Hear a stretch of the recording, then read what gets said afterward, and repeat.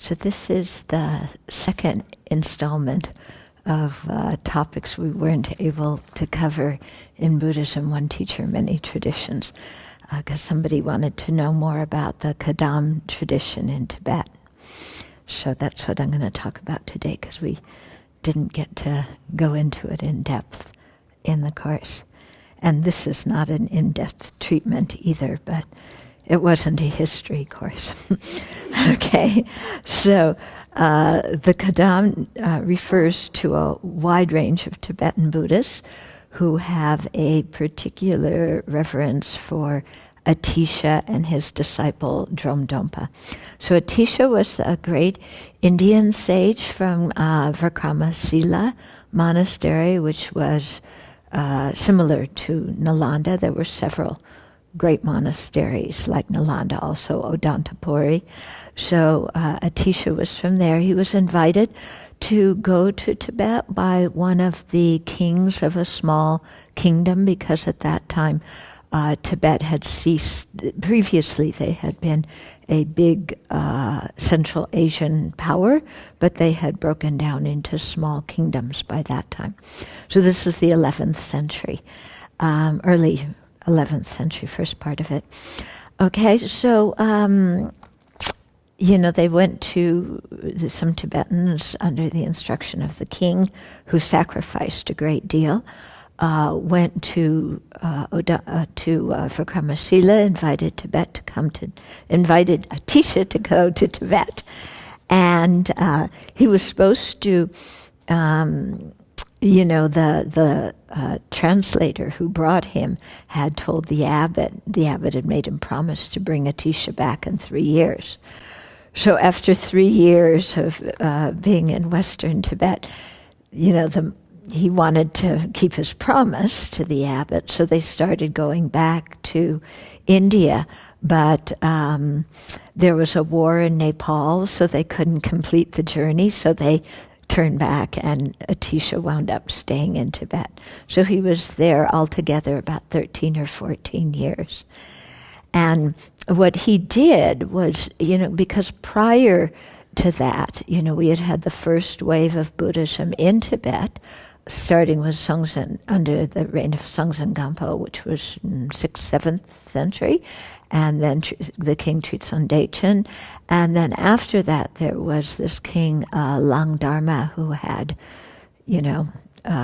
destroyed the monasteries and so on.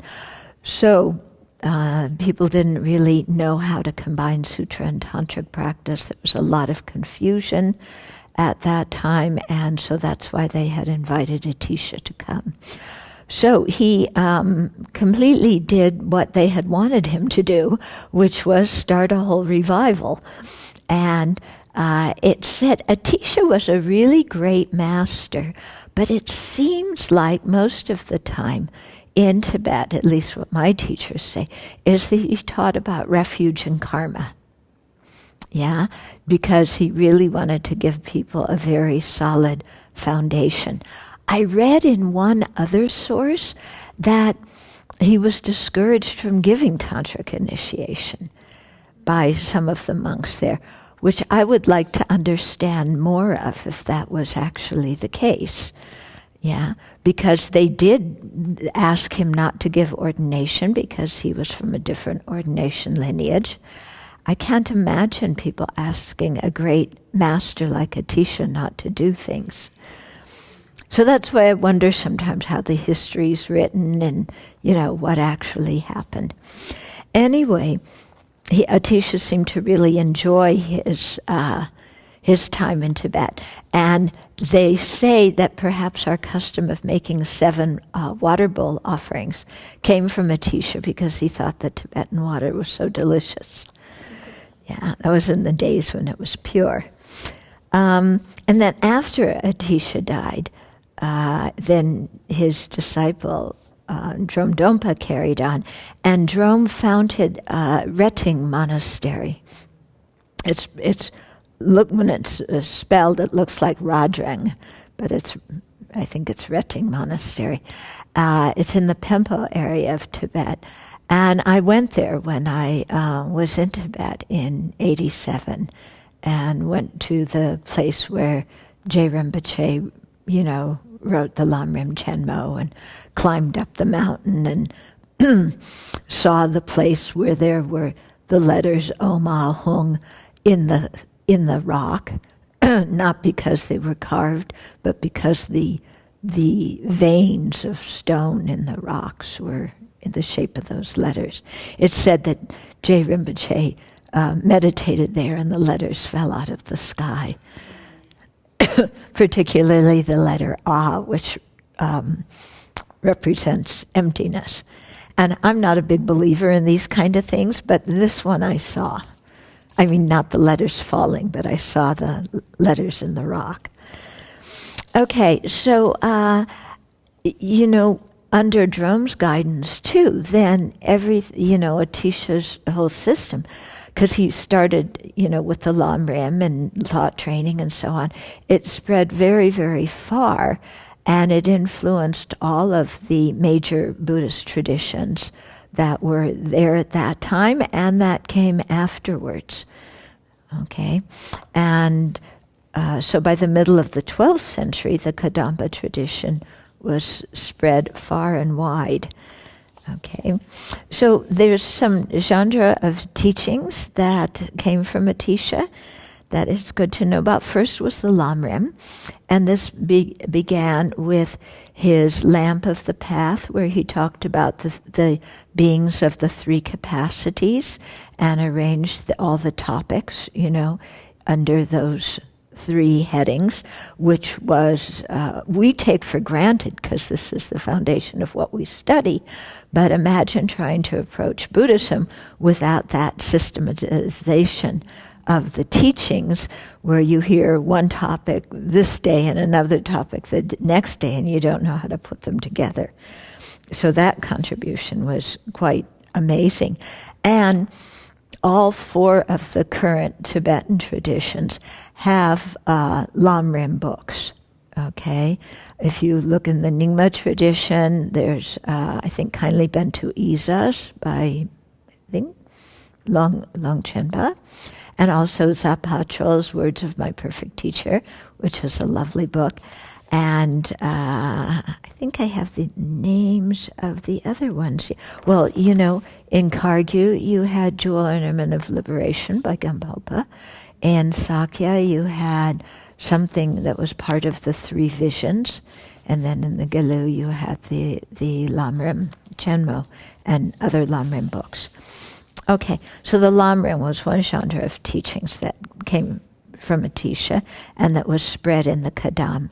Then the other was Lojong, so thought training or mind transformation, however you want to translate it. And so this deals particularly with transforming adversity into the path, and has very pithy, short instructions on how to develop bodhicitta. Okay, so really gets to the point. Bodhicitta, bodhicitta, bodhicitta. Don't see your problems as problems. They aren't problems. And transform them into the path.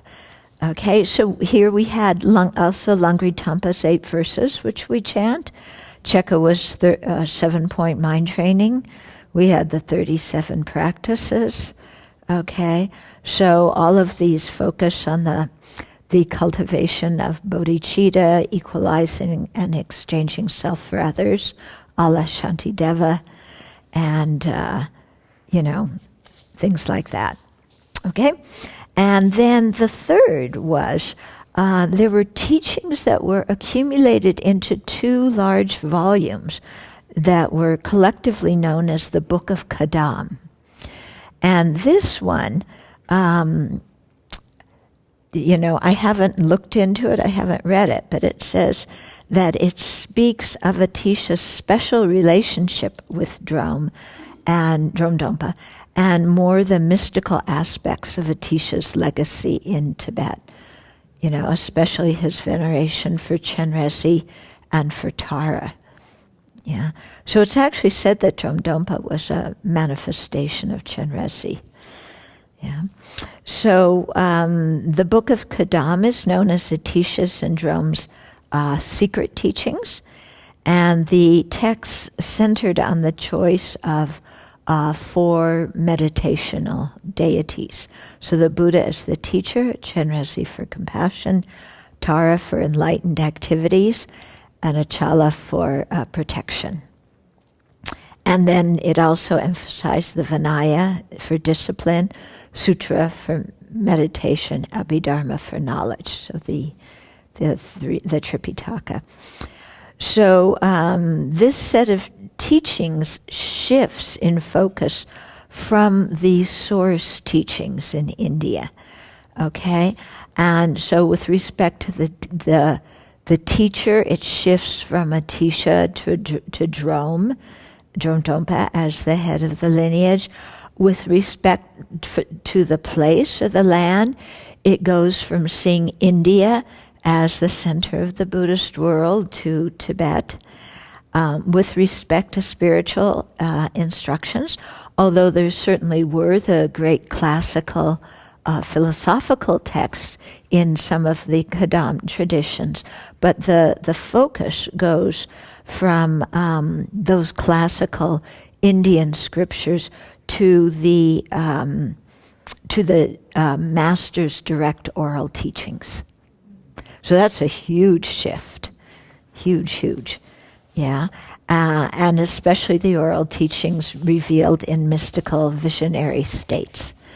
So it's interesting because nowadays you have, in terms of Tantra, there's, you have the Terma tradition, you have, like the 5th Dalai Lama had many visionary experiences, so there's initiations given from his experiences. So you have those that are getting passed down. And at the same time, nowadays, you have His Holiness really emphasizing the importance of studying the Indian treatises. Yeah, and not just using the short pith instructions from the lamas. Okay. And then the 4th genre of teachings were sayings of the Kadam masters.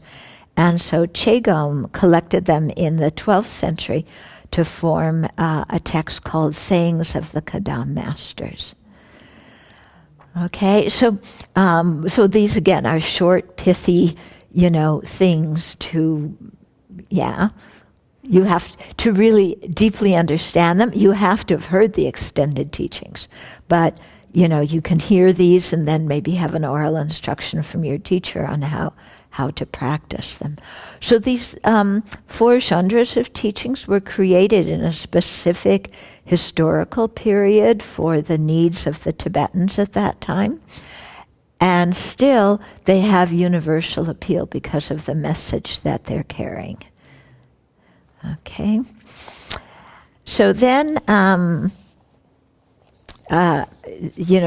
Rinpoche in Liberation in the Palm of Your Hand, also because he talks about the history of the Lamrim tradition. So, of course, he has to talk about Atisha and Drome Dompa. So, he says that the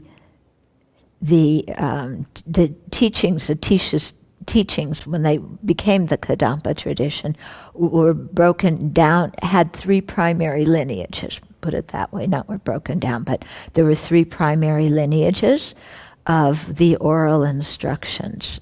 Okay, so, and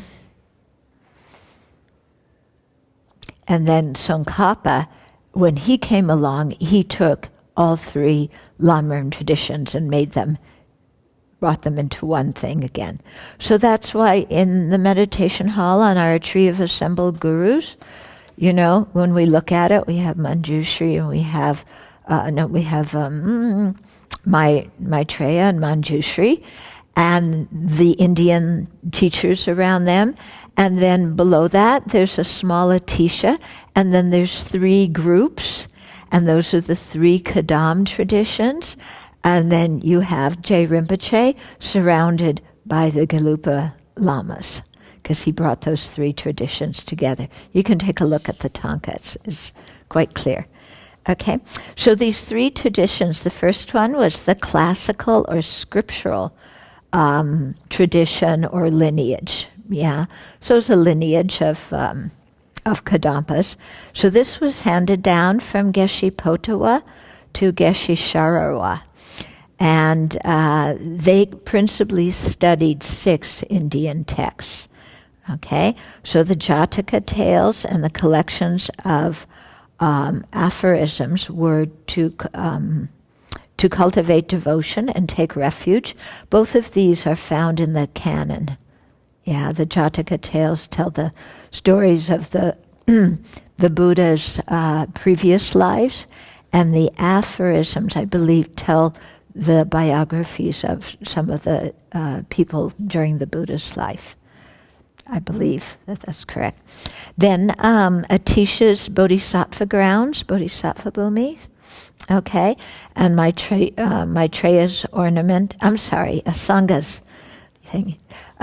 Bodhisattva Bhumis, and Maitreya's ornament of Mahayana Sutras, Mahayana Sutra Alamkara, and that was to learn meditation and the Bodhisattva paths and stages. So those were both prominent texts in India. Then Shantideva's Engaging in the Bodhisattva's Deeds and Compendium of Instructions. And this was to learn the Bodhisattva practices. Okay. From another perspective, the first 2 texts were studied in order to learn and observe karma and its effects. Yeah, the second 2 to cultivate bodhicitta, and the last 2 to understand the correct view and realize emptiness. Okay. So that was the classical or scriptural lineage headed from Potawa. And then the second was the stages of the path of the Lamrim lineage. And so this went down from Gompawa Wangshun Gyaltsen to Nuzhurma, and they focused on the Lamrim texts and strict monastic discipline and the Book of Kadam. Okay, and then the third Kadam tradition was from Geshe Chenawa to Jayowa, and it was called the Pith or oral instruction lineage. So this is the oral instructions of the teachers, some which were written down, some which were just passed down orally, and very also pithy, instructions. So those were instructions of the gurus on teachings such as the 12 links, and then also practice manuals, how to practice, and the oral instructions of the teacher.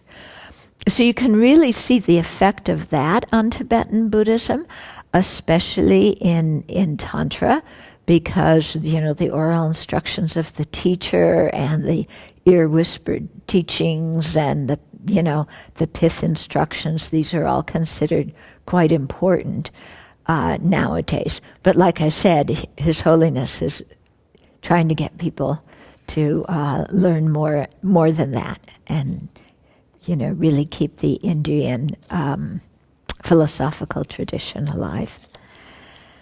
Okay, so then Nawang Norbu, who was one of the Ganden Tripas, the holder of the Ganden throne, he said the academically inclined should practice Lamrim according to the 5 major philosophical topics.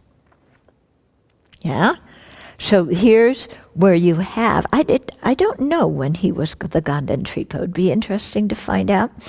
But the way the Tibetan monasteries have been set up, I don't know if Tsongkhapa himself set up the 5 topics or if this came like from Khedrubje or Gyaltsabje. But anyway, they study, after they do their basic studies in the collected topics and low rig and basic logic and reasoning and basic overview of the tenet system. Then they do the Parchen teachings, the perfection of wisdom teachings. But here what they're learning is the implicit subject material from the Perfection of Wisdom Sutras. So not about emptiness so much, but more about the stages and paths and the bodhisattva practices. So that's what they study first for 5 to 7 years. Then after that, they do Uma Madhyamaka, okay, for 2 or 3 years. Then they do logic with Dharmakirti's text, and Abhidharma from Abhidharma Kosha by Vasubandhu. And then the 5th one is Vinaya, using mostly, I think, Tibetan commentaries, maybe referring to Gunaprabha. Okay, so, this Ganden throne holder was saying that the academically inclined should practice those topics, those 5 topics. But people who can't practice this way, but have keen perception and perseverance, should study and contemplate the Lamrim texts by J. Tsongkhapa. Okay, because Tsongkhapa, took out the major points and, put them in this order and so on. Okay, but like I was saying the other day, it's really written for people who have done all that extensive study and then pulling out the important things for the sake of meditation. And then this master said people who can't practice that should use the brief instructions like the easy path or the swift path. So those short Lamrim texts that we have. Okay, you can see that, we've gone through the easy path. We're going through the Gomchen Lamrim. We could go through those texts very quickly if we just read what's there in the text. We'd be done by now, but I'm bringing in material from some of the longer Lamrim texts. So Tsongkhapa received all 3 lineages from Namkha Gyaltsen and Chugyab Zangmo and combined them into one stream. And so also the Nyingma Khargyu and Sakya have Lojong texts and these kind of Lamrim texts. Okay, so so today the Gelug tradition keeps and transmits the Kadam teachings of the scriptural traditions of the 6 canonical texts, which we went through. And together with Dakpo Khargyu tradition, they keep and transmit the Pith instructions of the 16 essence drops. This is the 16 drops of the Kadampa, the initiation that His Holiness is giving this year in the south. And then the Dakpo Khargyu tradition keeps and transmits the key instructions of the Four Noble Truths. That's another Kadampa thing. Okay, so that's kind of it. So by the 16th century, the Kadampa was not its own particular school, and the thought on that was it didn't exist as an independent school. And the thought on that was because it was so popular that it was integrated into the other traditions, and the other traditions all came because of the lineages, mostly of tantric lineages, that were coming from India into Tibet. Okay. So they were incorporated into all 4 major schools of Tibetan Buddhism, and particularly formed the basis of the Gelug school. And the Kadam teachings are still very much honored and respected and taught widely in Tibetan Buddhism. Okay, so that's a little bit about the Kadam tradition. This is not to be confused with what they nowadays call the New Kadam tradition under Kelsang Gyaltso, which is a totally different organization that has actually split off from Tibetan Buddhism. So don't confuse these. Oh yeah, I forgot to say what Kadam meant. Ka refers to the sacred words or speech, and Dam refers either to advice and instruction or to the verbs to bind or to choose.